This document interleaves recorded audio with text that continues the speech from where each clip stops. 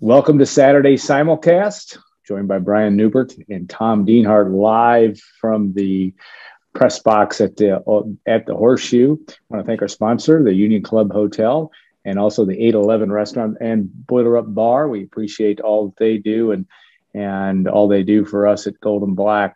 All right, Tom, it was kind of not a crazy game. It was a game that you knew you couldn't lose in tennis terms. You couldn't get down a serve or two or you were done. And that's what happened early on. Purdue made some key mistakes in the first half and just couldn't keep up with the Ohio State offense. That was really, really something to behold. And yet Purdue's offense did some good things. So your analysis, a quick look at what you saw live and in color.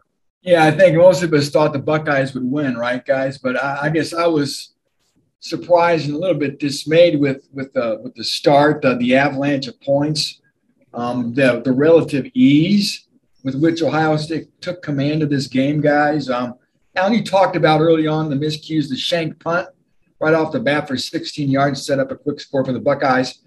And you had, of course, the two fumbles on the one exchange with Plummer and DeRue, and then the mishandled kickoff by Anthrop. But again, 21-7 after one quarter. It was 35-7, I believe, early in the second quarter. And the Buckeyes were off and away, and every bit as good as advertised. Those three wide receivers, C.J. Stroud.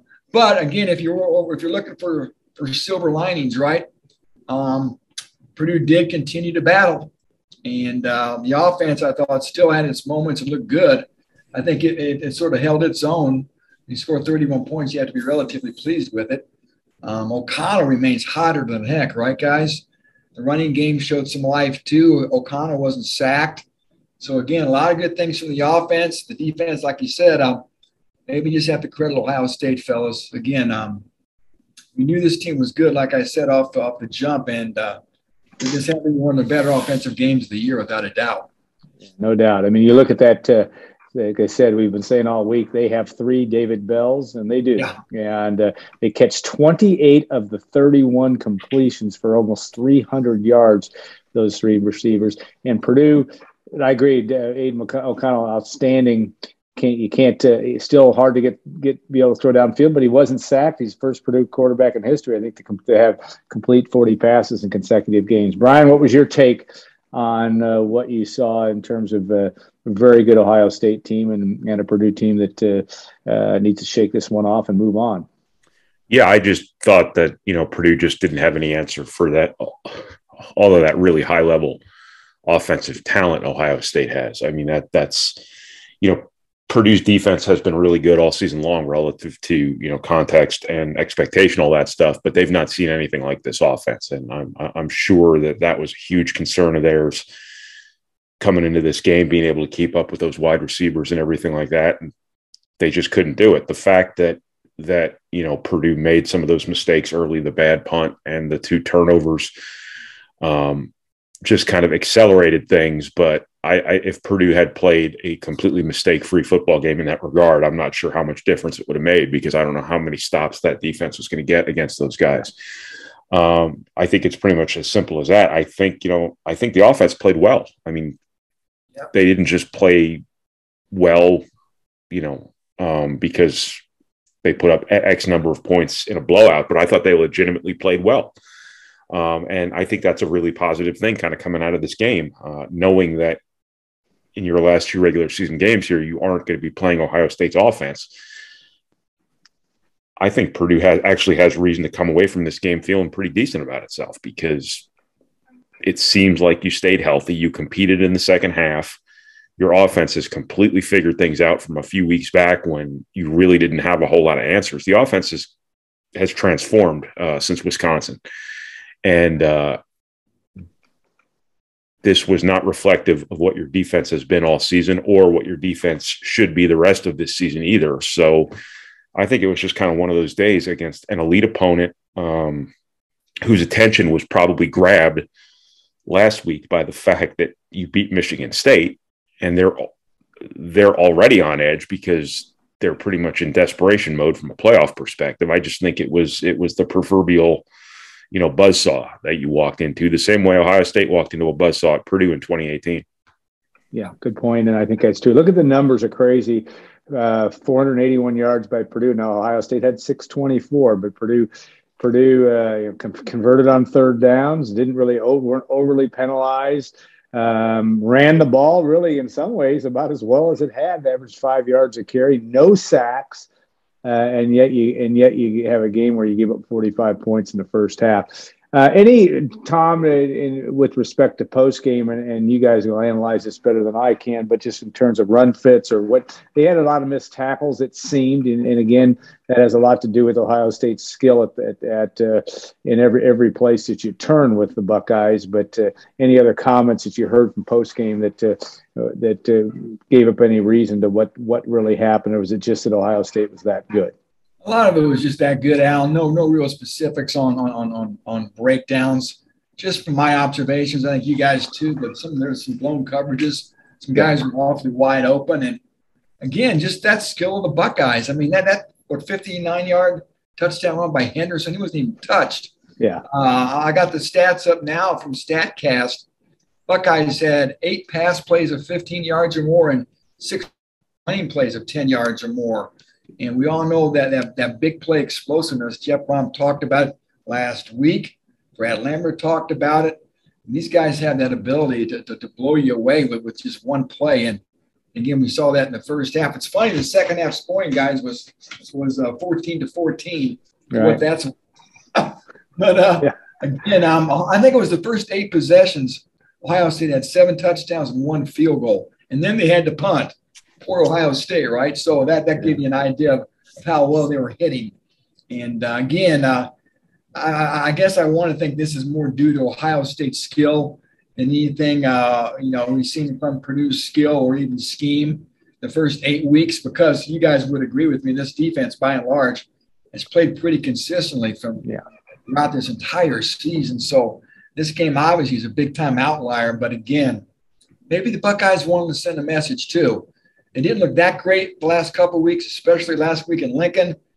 Now we're into the time of the year where the playoff poll's coming out. You can't just win. You got to win with a lot of panache and style. And, boy, I think the Buckeyes sent a heck of a message to that committee this week. They were number 4 in the poll last week. Who we'll see if they move up depending on what else goes on the rest of Saturday. But, again, the Buckeyes looked every bit the part, not just a potential Big Ten champ, but also a legit playoff team, obviously, too. And I would argue that 14-14 is important for what Brian and we talked about, just the fact that you could move on to the next week. You play against 2 of the worst offenses in the Big Ten the next 2 weeks. Indiana scores a field goal against Rutgers today, I believe it was, and Northwestern gets a touchdown against Wisconsin. Not that Purdue has any room to talk in its game against Wisconsin, but that, I think your statistic lines may move back to a little more normalcy, or what has been for Purdue in the last 2 games. And Brian, you look at that, there's still a lot ahead for this team. There's a good bowl game, and Purdue hasn't won 8 games in this season since 2007 in the regular season, and that took 13 games that year. So, you look at Northwestern and Indiana coming around the bend for Purdue, Brian, and this gives Purdue just needs to pay attention and take care of those games. In both games, the Boilermakers will likely be maybe double-digit favorites in both games. Yeah, and that's where I thought maybe there's some significance to what happened today, how this game finished up. The fact that you played okay after halftime, you still gave up 59 points and you still never really threatened to make this a game, but your offense moved the ball. You clearly weren't just going to kind of roll up in the fetal position and take it. I thought that said something about where Purdue is in terms of moving forward, that, Purdue does have a bit of a competitiveness to it, that it wasn't just going to, sort of fold and come out of this a broken team. Purdue's been through pretty much everything this season. They have won some really, really memorable games. They've lost some really disappointing games.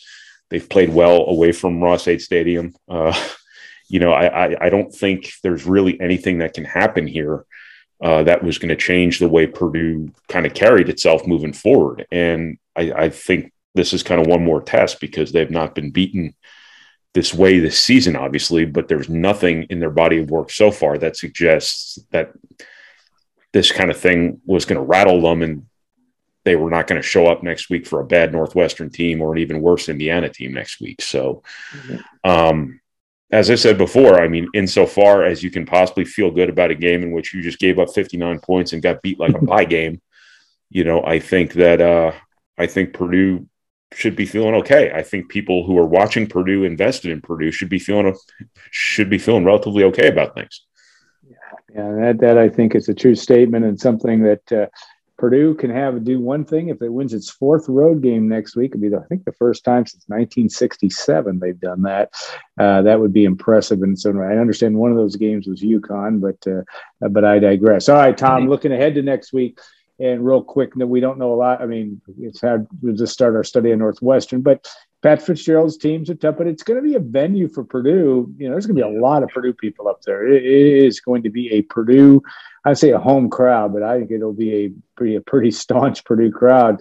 And you're playing in a venue that's not any more familiar to Northwestern than it is Purdue. So that will be an interesting thing. It really gives Purdue a good chance for success and get things back on track, one would think.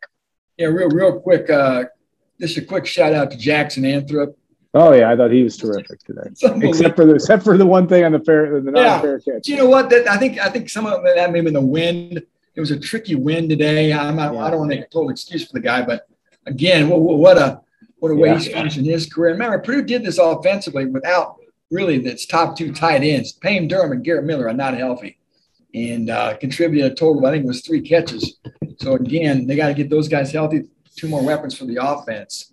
Alan, I was talking to some people in the box today about next week and what that crowd could be like, and I think like you and Brian would agree, probably going to be like a Purdue home game, right?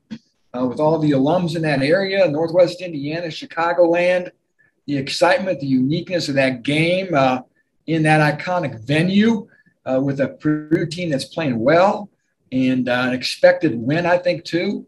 It could be a real fun atmosphere, a fun festive atmosphere for fans. I know I'm looking forward to it. A once-in-a-lifetime opportunity, most likely, and against a moribund Northwestern team, guys. Again, I was talking to somebody today about that, too. 3 years ago, they won the Big Ten West.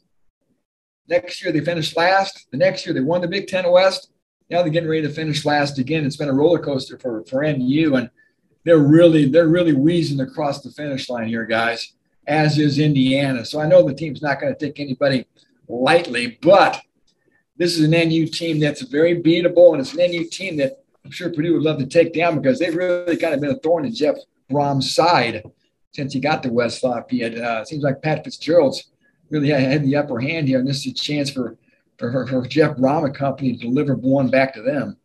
Yeah, it's going to be an important thing for Purdue. All right, Brian, next week we'll be reporting. That's also could be a really kind of a festive day if Purdue can beat North Carolina in basketball. Also, that game at 4:00, there'll be a lot of people that'll be doing this. They'll have their phone in their hand in Wrigleyville after the Purdue game trying to watch Purdue, North Carolina. So we will look forward to next week.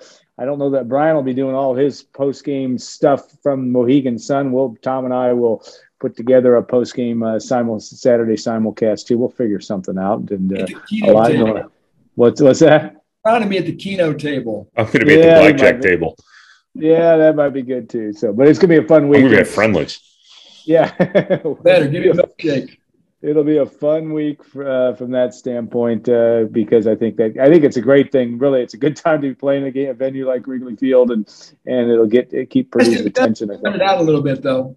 What's that? It'd be nice to spread it out a little bit instead of having everything on one day. Yeah, that's true. But the football game will be over in time for the basketball game. All right, guys. Hey, thanks so much, Tom. I know you got to get. They're going to boot you out of that press box before long. Get the vacuum cleaners ready to go. Yeah. Okay.